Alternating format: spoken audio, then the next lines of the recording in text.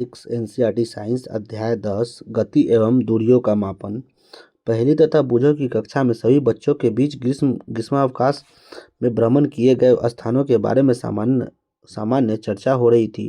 एक बच्चा अपने पैतृक गांव पहले रेलगाड़ी फिर बस और अंत में बैलगाड़ी का उपयोग करके गया। एक विद्यार्थी ने वायुयान से यात्रा की। एक अन्य विद्यार्थी ने अवकाश के अनेक दिन अपने चाचा जी की नाव में सैर करके मछली पकड़ने में व्यतीत किए थे। इसके पश्चात अध्यापक ने विद्यार्थियों से समाचार पत्र में उन लेखों को पढ़ने के लिए कहा जिनमें उन छोटे पहियों वाले वाहनों के बारे में वर्णित है जो मंगल ग्रह की धरती पर चले थे और प्रयोग किए गए थे। इन वाहनों को मंगल तक ले जाने का कार्य अंतरिक्ष यान द्वारा किया गया था। इसी बीच पहली प्राचीन भारत के बारे में कहानियां पढ़ रही थी तथा अब यह जानना चाहती थी कि क्या प्राचीन काल में लोग एक स्थान से दूसरे स्थान की यात्रा कैसे करते थे। यातायात की कहानी। प्राचीन काल में लोगों के पास यातायात के कोई साधन नहीं थे। वे पैदल चलते थे तथा अपना सामान अपनी पीठ पर लाद कर ले जाते थे। बाद में मानव यातायात के लिए पशुओं का उपयोग करने लगा। प्राचीन काल में जल मार्गों में आने जाने के लिए नावों का उपयोग किया जाता था। आरंभ में लकड़ी के लट्ठों से जिसमें खोखली गुहिका बनाई जा सके नावें बनाई जाती थी। इसके पश्चात लोगों ने लकड़ी के विभिन्न टुकड़ों को आपस में जोड़कर नाव की आकृति बनाना सीख लिया। ये नावें जल में रहने वाले जीवों की आकृतियों के सदृश थी। अध्याय 8 एवं 9 में मछलियों की धारा रेखीय आकृति से संबंधित चर्चा को याद कीजिए। पहिए के आविष्कार ने यातायात की प्रणाली में अत्यंत महत्वपूर्ण परिवर्तन किए। पिछले हजारों वर्षों में पहिए के डिजाइन में सुधार किए गए। पहियों पर चलने वाली गाड़ियों को खींचने के लिए पशुओं का उपयोग किया जाता था। 19वीं शताब्दी के प्रारंभ तक भी लोग एक स्थान से दूसरे स्थान तक परिवहन के लिए पशुओं, नावों तथा जहाज़ों पर निर्भर करते थे। वाष्प इंजन के आविष्कार के परिवहन से एक नए साधनों का विकास हुआ। वाष्प इंजन से चालित सवारी गाड़ियां तथा मालगाड़ियों के डिब्बे के लिए रेल की पटरियों का परिवहन के कुछ साधन है ना, ट्रेन, बस, बैलगाड़ी, जहाज, साइकिल, एरोप्लेन निर्माण किया गया। इसके पश्चात मोटर कार, ट्रक तथा बस जैसे स्वचालित वाहन आए। जल पर परिवहन के साधन के रूप में मोटर से चलने वाले नाव और जहाज़ों का उपयोग होने लगा। 19वीं शताब्दी के प्रारंभ के वर्षों में वायुयान का विकास हुआ जिसके बाद सुधार किए गए और इसे यात्री तथा सामान ले जाने योग्य बनाया गया। विद्युत रेलगाड़ी, एकल रेल, एक पटरी रेल, प्राध्वनिक, सुपरसोनिक वायुयान तथा अंतरिक्ष यान 20वीं शताब्दी के कुछ योगदान हैं। चित्र 10.1 में परिवहन के विभिन्न साधन दर्शाए गए हैं। इन्हें प्राचीनतम के अत्याधुनिक परिवहन के साधनों के सही क्रम में व्यवस्थित कीजिए। क्या इसमें परिवहन का कोई ऐसा प्राचीन साधन भी है जिसे आजकल उपयोग में नहीं लिया जाता है। यह डेस्क कितना चौड़ा है। लोग यह कैसे पता लगाते हैं कि वे कितनी दूरी चले हैं। आप यह कैसे पता लगाएंगे कि आप अपने स्कूल तक की दूरी पैदल चलकर तय कर सकते हैं अथवा स्कूल पहुंचने के लिए आपको बस अथवा रिक्शे की आवश्यकता होगी। जब आपको कुछ खरीदना होता है तो क्या आपके लिए बाजार तक पैदल जाना संभव होता है। आप इन प्रश्नों के उत्तर कैसे जानेंगे। कोई स्थान कितना दूर है यह प्रायः जानना महत्वपूर्ण होता है ताकि हम यह अनुमान लगा सकें कि वहां पहुंचने के लिए हम कैसे जाएंगे। पैदल चलकर, बस से, रेलगाड़ी से, पानी से, जहाज से, वायुयान से अथवा कोई अंतरिक्ष यान लेना होगा। कभी कभी ऐसी वस्तुएं भी होती है जिनकी लंबाई अथवा चौड़ाई जानने के लिए हमें आवश्यकता होती है। पहली तथा बूझो की कक्षा में कमरे में बड़े बड़े डेस्क हैं जिन पर दो दो विद्यार्थी बैठते हैं। पहली तथा बूझो एक डेस्क पर साथ साथ बैठते हैं परंतु बहुधा उनमें इस बात को लेकर झगड़ा होता रहता है कि उनका दूसरा साथी डेस्क के अधिक भाग का उपयोग कर रहा है। अध्यापक के सुझाव पर उन्होंने डेस्क की लंबाई नापने का निश्चय किया। डेस्क के ठीक मध्य में एक चिन्ह बनाया तथा डेस्क को दो बराबर भागों में बांटने के लिए एक रेखा खींची। ये दोनों ही अपने मित्रों के साथ गिल्ली डंडा खेलने के शौकीन थे और बूझो तो सदैव ही अपने पास एक गिल्ली और एक डंडा रखता है। गिल्ली तथा डंडे से डेस्क की लंबाई को मापा गया। यह चित्र 10.2 में देखिए। इस इन्होंने गिल्ली और डंडे का उपयोग करके डेस्क की लंबाई मापने का प्रयास कैसे किया। ऐसा लगता है कि डेस्क की लंबाई दो डंडों की लंबाई तथा गिल्लियों की लंबाई के योग के बराबर है। डेस्क के मध्य रेखा खींचने पर दोनों प्रसन्न दिखाई देते हैं, क्योंकि दोनों को आधा आधा डेस्क मिल गया, जिसमें डेस्क का आधा भाग लंबाई में एक डंडे और एक गिल्ली की लंबाई के बराबर है। कुछ दिनों के बाद खींची गई रेखा मिट जाती है। बोझों का पुराना गिल्ली डंडा खो गया। अब उसके पास गिल्ली डंडा का नया सेट है। अब देखिए वे गिल्ली डंडा के सेट का उपयोग करके डेस्क की लंबाई किस प्रकार मापता है। फिर से ये माप रहा है, गिल्ली डंडे के किसी माप से सेट के डेस्क की लंबाई मापना। हेलो, अब जब डेस्क की लंबाई गिल्ली डंडा के नए सेट के मापी, तब डेस्क की लंबाई ऐसा प्रतीत हुआ जैसे कि लगभग दो डंडों तथा एक गिल्ली की लंबाई के बराबर हो, परंतु फिर भी डेस्क का कुछ भाग बच जाता है। यह तो एक गिल्ली की लंबाई से कम है। अब क्या करें?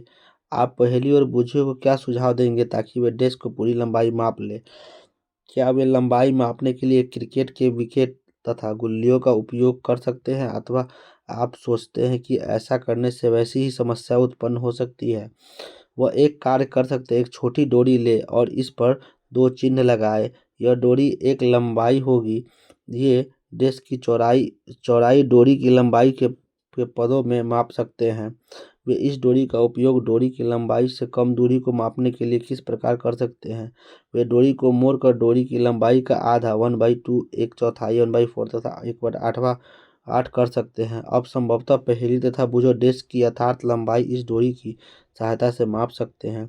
आप यह भी कह सकते हैं कि इन्हें अपने ज्यामितीय बॉक्स के पैमाने को उपयोग करके अपनी समस्या हल करनी चाहिए। हाँ, वास्तव में ऐसा किया जा सकता है। बूझो ने यह पढ़ा है कि जब ऐसे मानक पैमाने नहीं थे, तब लोग दूरियां कैसे मापते थे, तथा वह स्वयं भी विभिन्न ढंगों से दूरियां मापने का प्रयास कर चुका है। डोरी की लंबाई से डेस्क की लंबाई का मापन को दर्शाया गया है।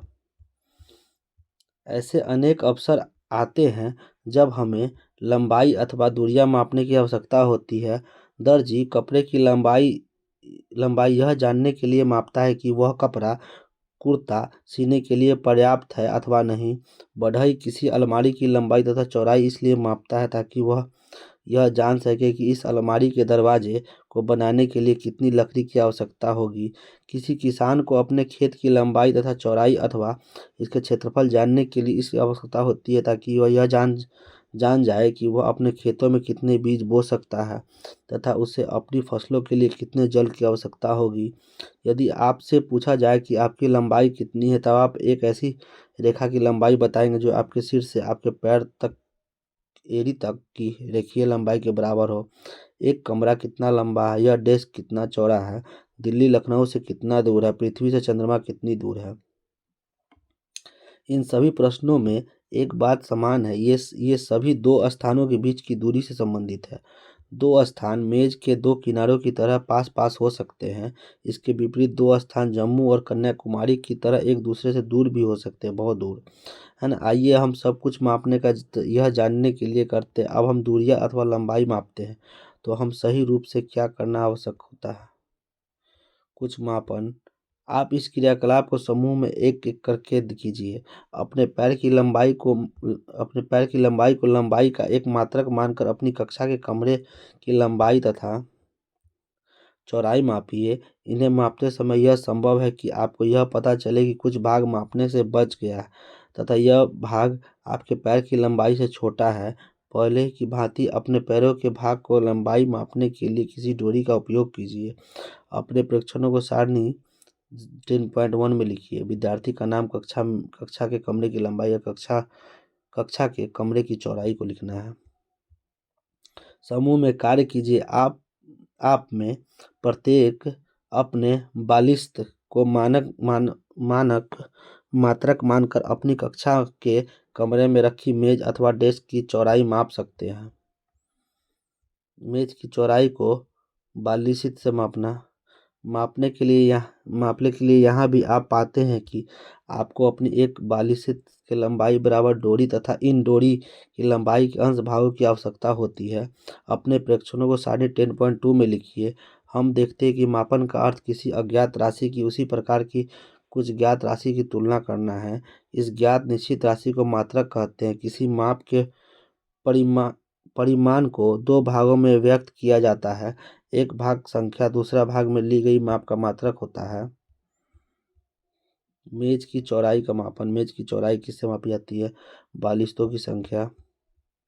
उदाहरण के लिए क्रियाकलाप यदि कक्षा के कमरे की लंबाई 12 पैरों की लंबाई के बराबर है तो 12 एक संख्या तथा पैरों की लंबाई एक मात्रक है जिससे मापन के लिए चुना गया है। सारणी 10.1 तथा 10.2 में अंकित सभी मापों का अध्ययन कीजिए।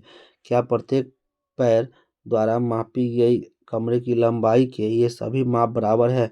क्या सभी के द्वारा अपनी अपनी बालिस्तों से मापी गई मेज की चौड़ाई की माप बराबर है? शायद ये परिमाण भिन्न भिन्न हो सकते हैं क्योंकि आपकी बालिस्त लंबाई में आपके मित्रों की बालिस्त से भिन्न भिन्न हो सकती है। इसी प्रकार सभी विद्यार्थियों के पैर की लंबाई में भी कुछ अंतर हो सकता है। इसलिए जब आप अपने बालिस्तों या पैरों की लंबाई को मात्रक की भांति उपयोग करके किए गए माप को किन्हीं अन्य व्यक्तियों को बताते हैं तो वे यह नहीं समझ पाते कि यह लंबाई वास्तव में कितनी है, क्योंकि वास्तविक लंबाई जानने के लिए बालिस्त अथवा पैर की लंबाई जानना आवश्यक है। अतः हम देखते हैं कि हमें मापन के कुछ ऐसे मात्रकों की आवश्यकता है जो सभी व्यक्तियों के लिए समान हो। मापन के मानक मात्रक। प्राचीन काल में पैर की लंबाई, उंगली की चौड़ाई अथवा एक कदम की दूरी, इन सभी मापों का मात्रक के रूप में सामान्य उपयोग होता था। हड़प्पा सभ्यता के लोगों ने अवश्य ही लंबाई के बहुत अच्छे मापन का उपयोग किया होगा, क्योंकि यह खुदाई में प्राप्त परिशुद्ध ज्यामितीय रचनाओं को देखने से प्रमाणित होता है। कोहनी से उंगली तक के छोर तक की लंबाई, जिसे हाथ कहते हैं, लंबाई के मात्रक के रूप में प्राचीन मिस्र में उपयोग किया जाता था, जिसे संसार के अन्य भागों में मान्यता प्राप्त थी। संसार के विभिन्न भागों में लोग लंबाई के मात्रक के रूप में फुट का उपयोग करते थे।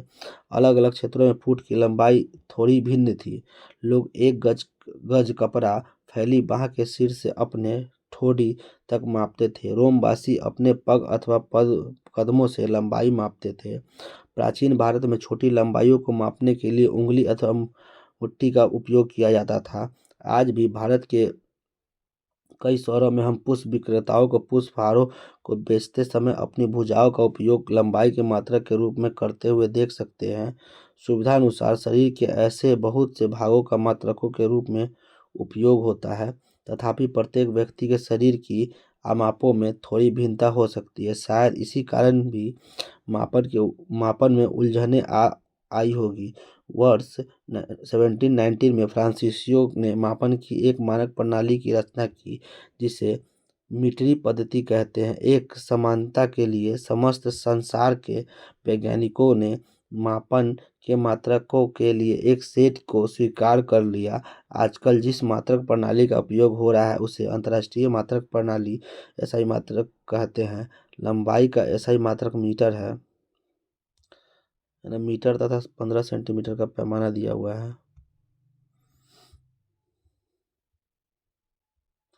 ना। 10.6 से मीटर पैमाना दिखाया गया है। इसमें आपके ज्यामितीय बॉक्स 15 सेंटीमीटर पैमाना भी दिखाया गया है। प्रत्येक मीटर को 100 बराबर भागों में विभाजित किया जाता है, जिससे सेंटीमीटर कहते हैं। 1 सेंटीमीटर के 10 बराबर भाग होते हैं, जिसे मिलीमीटर कहते हैं। इस प्रकार 1 मीटर में 100 सेंटीमीटर होता है और 1 सेंटीमीटर में 10 मिलीमीटर होता है।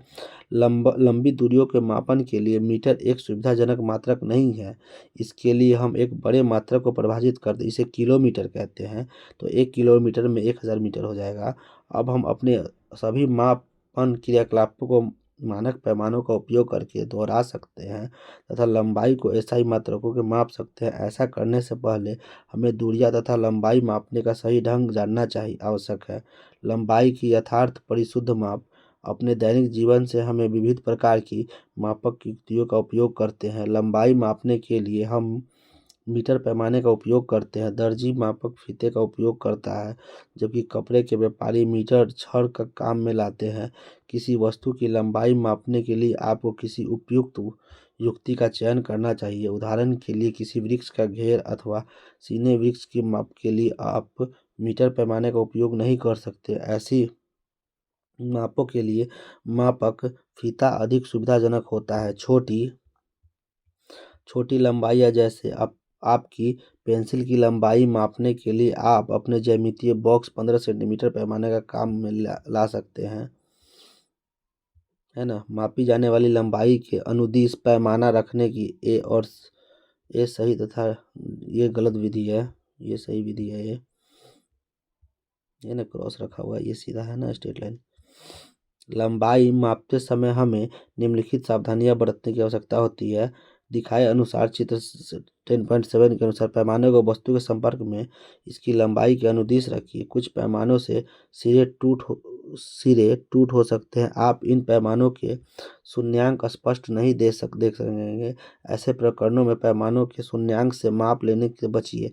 आप पैमाने का कोई अन्य पूर्णांक जैसे 1.0 सेंटीमीटर काम में ला सकते हैं, तब आपको दूसरे सिरे के पाठ्यांक से इस पूर्णांक के पाठ्यांक को घटाना चाहिए। उदाहरण के लिए, चित्र 10.8 में एक सिरे का पाठ्यांक 1.0 सेंटीमीटर तथा दूसरे सिरे का 14.3 सेंटीमीटर है, अतः वस्तु की लंबाई हो जाएगी, इसको इतने में से घटाने के बाद 13.3 सेंटीमीटर है। टूटे किनारे वाले पैमाने को रखने की तथा सही तथा गलत विधि है। माप लेने के लिए आँख की सही स्थिति भी महत्वपूर्ण होती है। 10.9 में दर्शाए गए अनुसार आपकी आँख जिस बिंदु की माप ली जाती है उसे ठीक सामने होनी चाहिए। स्थिति बी आँख की सही स्थिति है। ध्यान दीजिए, बी से देखने पर पाठ्यांक 7.5 सेंटीमीटर है। स्थितियाँ ए तथा सी से पाठ्यांक भिन्न हो सकता है। ए, बी और सी को दिखाया गया हुआ है। पैमाने के उचित पाठ्यांक के लिए आँख की स्थिति को यहाँ पे दिखाया गया है। अपने सहपाठी की ऊंचाई पहले बालिस्तों और फिर मीटर पैमाने का उपयोग करके मापिए। इसके लिए ऊंचाई का मापन, ऊंचाई किससे मापी, ऊंचाई बालिस्त में और ऊंचाई सेंटीमीटर में। अपने सहपाठी को दीवार के साथ पीठ रखकर खड़ा होने के लिए कहिए। उसके सिर के ठीक ऊपर दीवार पर एक चिन्ह अंकित कीजिए। अब फर्श से दीवार पर बने इस चित्र तक की दूरी पहले अपने बालिश से और फिर मीटर पैमाने से मापिए। अन्य सभी विद्यार्थियों से इस लंबाई को इस प्रकार मापने के लिए कहिए। सभी प्रेक्षण 10.3 में लिखिए। विभिन्न विद्यार्थियों द्वारा प्राप्त परिमाणों का ध्यान से अध्ययन कीजिए। कॉलम 2 में परिणाम एक दूसरे से भिन्न हो सकते हैं, क्योंकि विद्यार्थियों के बलिस्तों की लंबाई एक दूसरे से भिन्न हो सकती है। अब कॉलम 3 में परिणामों को देखिए, जिसमें सभी मापे मानक पैमाने द्वारा ली गई है।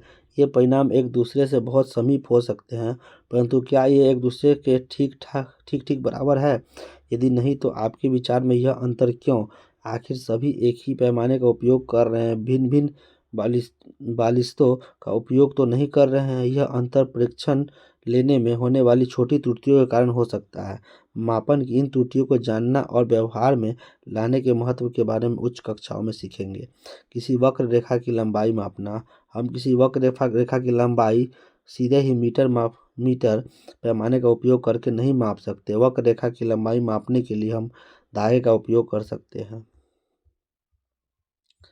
वक्र रेखा ए बी 10.10 की लंबाई मापने के लिए किसी धागे का उपयोग कीजिए। धागे के एक सिरे पर गांठ बांधिए। इस गांठ को बिंदु ए पर रखिए। अब धागे को अपनी उंगली तथा अंगूठे द्वारा तना हुआ रखकर इसके छोटे भाग को रेखा के अनुदिश रखिए। इस बिंदु पर अपने एक हाथ से धागे को थामिए। अपने दूसरे हाथ से धागे के और थोड़े भाग को वक्र रखकर अनुदिश फैलाइए। इस प्रक्रिया को दोहराते हुए वक्र के बिंदु बी तक पहुंचाइए। धागे का जो भाग बिंदु बी पर है वहां एक चिन्ह अंकित कीजिए। अब इस धागे को मीटर पैमाने के अनुदिश फैलाइए। धागे के आरंभ में बंधी गांठ तथा इस पर बने अंतिम चिन्ह के बीच की लंबाई मापिए। यह माप वक्र AB की लंबाई है। धागे की सहायता से किसी वक्र रेखा की लंबाई को मतलब दिखाया गया है मापते हुए। हमने हमने देखा कि यह सुनिश्चित करने के लिए कि हम दूरियों तथा लंबाइयों की यथार्थ माप ले रहे हैं, हमें बहुत सी सावधानियां बरतनी पड़ती है। मापन के लिए कुछ मात्रक युक्तियों तथा मापन परिणामों को व्यक्त करने के लिए हमें कुछ मानक मात्रकों की आवश्यकता होती है। हमारे चारों ओर गतिशील वस्तुएं, उन वस्तुओं के बारे में सोचिए जो आपने हाल ही में देखी है। इनकी सूचना 10.4 में बनाइए। आपकी विराम और गतिशील वस्तुएं। विराम वस्तुएं घर में और गतिशील वस्तुएं एक उड़ती हुई चिड़िया, घड़ी में सेकंड की सुई और मेज घड़ी, ये सब विराम में है। इस सूची में स्कूल का बस्ता, मच्छर, मेज, कुर्सियों पर बैठे व्यक्ति, इधर उधर जाते लोग आदि हो सकते हैं। इसके अतिरिक्त तितलियां, कुत्ते, गाय, आपका हाथ, छोटा बच्चा, जल में मछली, घर, फैक्ट्री, पत्थर, घोड़ा, गेंद, बल्ला, चलती रेलगाड़ी, है ना, सिलाई मशीन, दीवार, घड़ी, घड़ी की सुई भी हो सकती है। आप जितनी लंबी सूची बना सकते हैं बनाइए। इनमें से कौन सी गतिशील है और कौन सी विराम है? आपने यह कैसे सुनिश्चित किया कि कोई वस्तु गति में है या कोई विराम में है? आपने यह देखा होगा कि चिड़िया कुछ समय के पश्चात पहले वाले स्थान पर दिखाई नहीं देता, जबकि मेज उसी स्थान पर रहता है। इस आधार पर आपने यह सुनिश्चित किया होगा कि कोई वस्तु गति में है अथवा विराम में है। आइए हम किसी चींटी की गति को ध्यान से देखते हैं। कोई ऐसा स्थान चुनिए जहाँ चींटियाँ हों। इस स्थान के निकट कागज की एक बड़ी शीट फैलाकर इस पर कुछ चीनी रखिए। चींटियाँ इस चीनी की ओर आकर्षित होगी तथा आप शीघ्र ही इस कागज की शीट पर बहुत सी चींटियों को रेंगते हुए देखेंगे। किसी एक चींटी के लिए जब वह कागज की शीट पर तुरंत रेंग चुकी हो, पेंसिल से उसकी स्थितियों के निकट छोटे छोटे चिन्ह अंकित कीजिए। 10.11 में जैसे जैसे यह यहाँ पे दर्शाया गया है, किसी चींटी की गति को ये मापा जा रहा है। कागज पर रेंगती जाए, आप इसी स्थिति पर चिन्ह अंकित करते जाइए। कुछ समय के पश्चात कागज की शीट को इधर उधर हिलाकर इस पर से चीनी एवं चींटियाँ हटा दीजिए। उन विभिन्न बिंदुओं जिन्हें आपने कागज पर अंकित किया है को तीरों द्वारा जोड़कर चींटी की गति की दिशा दर्शाइए। वह हर बिंदु जिसे आपने अंकित किया है कुछ सेकंडों के समय अंतराल में चींटी ने कहाँ कहाँ गति किए को दर्शाता है। गति किसी वस्तु की स्थिति में किसी प्रकार में के परिवर्तन जैसे दिखाई देती है। क्या आप ऐसा नहीं मानते? क्रियाकलाप 5 में वस्तुओं के समूह बनाते समय आपने घड़ी, सिलाई मशीन अथवा बिजली का पंखा जैसा वस्तुओं को किस समूह में रखा है? क्या ये वस्तुएं एक स्थान से दूसरे स्थान तक गति कर रही हैं? नहीं। क्या आप इनके किसी भाग में कोई गति देख सकते हैं? पंखे की पंखुड़ियाँ अथवा घड़ी की सुइयाँ कैसे गति करती है? क्या इसकी गति चींटी अथवा रेलगाड़ी की गति जैसी है? आइए अब हम कुछ प्रकार की गतियाँ देखते हैं जिनसे हमें इन विभिन्न प्रकार की गतियों को समझने में सहायता मिलेगी। गति के प्रकार। आपने सीधी सड़क पर किसी वाहन की गति, किसी परेड में सिपाहियों के मार्च पास्ट की गति अथवा किसी गिरते पत्थर की गति का परीक्षण किया होगा। यह किस प्रकार की गति है? 100 मीटर दौड़ प्रतियोगिता में धावक की सरल रेखा के अनुदिश दौड़ते हैं। क्या आप अपने चारों ओर देखकर इस प्रकार की और अधिक उदाहरण सोच सकते हैं? सरल रेखीय गति के कुछ उदाहरण यहाँ पे दिए हुए हैं, है ना। सेना का मार्च है और सड़क पर चलते हुए बस, कारें। इन सभी उदाहरणों से हम यह देख सकते हैं कि वस्तुएं सरल रेखीय की अनुदिश गति कर रही है। इस प्रकार की गति को सरल रेखीय गति कहते हैं। एक पत्थर लीजिए, इससे एक धागा बांधिए तथा अपने हाथ से इसे तेजी से घुमाइए। पत्थर की गति को ध्यान से देखिए। हम देखते हैं कि पत्थर वृत्तीय पथ के अनुदिश गति कर रहा है। ये वृत्तीय पथ में, है ना। वर्तुल गति करता हुआ वस्तुएं, है ना, वृत्तीय गति। इस गति में पत्थर को आपके हाथ में से दूसरे समान रहती है। इस प्रकार की गति को वर्तुल गति कहते हैं। बिजली के पंखे की पंखुड़ियों पर अंकित इस चिन्ह की गति, घड़ी के सेकंड की सुई गति वर्तुल गति का उदाहरण है। बिजली का पंखा अथवा घड़ी स्वयं एक स्थान से दूसरे स्थान तक गति नहीं करता पंखा परंतु पंखे की पंखुड़ियां घूर्णन करती है तथा ऐसी ही घड़ी की सुइयां भी करती है। यदि हम पंखे की पंखुड़ियां अथवा घड़ी की सुइयों पर कहीं किसी प्रकार का कोई चिन्ह अंकित कर दे तो घूर्णन करते समय भी पंखे अथवा घड़ी के केंद्र के इस चिन्ह की दूरी समान हो रहेगी। कुछ प्रकरणों में कोई वस्तु एक निश्चित समय बूझो यह निश्चित नहीं कर पा रहा है। जब हम पत्थर को तेजी से घुमाते हैं तब यह क्यों कहते हैं कि ये पत्थर की हाथ से दूरी समान रहती है। क्या आप बूझो को यह समझने में सहायता कर सकते हैं। यदि याद रखिए पत्थर डोरी से बंधा हुआ है। अंतराल के बाद अपनी गति को दोहराइए। इस प्रकार की गति को आवर्त गति कहते हैं। डोरी से बंधा हुआ वही पत्थर लीजिए जिससे आप क्रियाकलाप 7 में उपयोग किया है। अब डोरी को अपने हाथ में थामिए तथा पत्थर को डोरी से लटकने दीजिए। यह एक लोलक है। दूसरे हाथ में पत्थर को एक तरफ खींचिए और फिर स्वतंत्र गति करने के लिए छोड़ दीजिए। लोलक की यह गति आवर्त गति का एक उदाहरण है। वृक्ष की शाखाओं को इधर उधर लहराना, झूला झूलते बच्चों की गति, सितार तथा डोरियों की गति, बजाते समय ढेलों की गति के सभी आवर्ती गति के उदाहरण हैं जिनमें वस्तुएं एक निश्चित समय अंतराल के बाद अपनी गति को दोहराती है। क्या आपने क्रियाकलाप 5 में एक भाग के रूप में सिलाई की मशीन का परीक्षण किया था। आपने ध्यान दिया होगा कि सिलाई मशीन अपनी इस अवस्थिति पर रहती है जबकि उसका पहिया वर्तुल गति में होता है। इसमें एक सुई भी होती है जो तब तक पहिया घूर्णन करता है जब तक निरंतर ऊपर नीचे गति करती है। क्या ऐसा नहीं है। यहाँ सुई आवर्ती गति कर रही है। क्या आपने फर्श पर लुढ़कती हुई गेंद में गति का ध्यानपूर्वक परीक्षण किया। यह गेंद किसी फर्श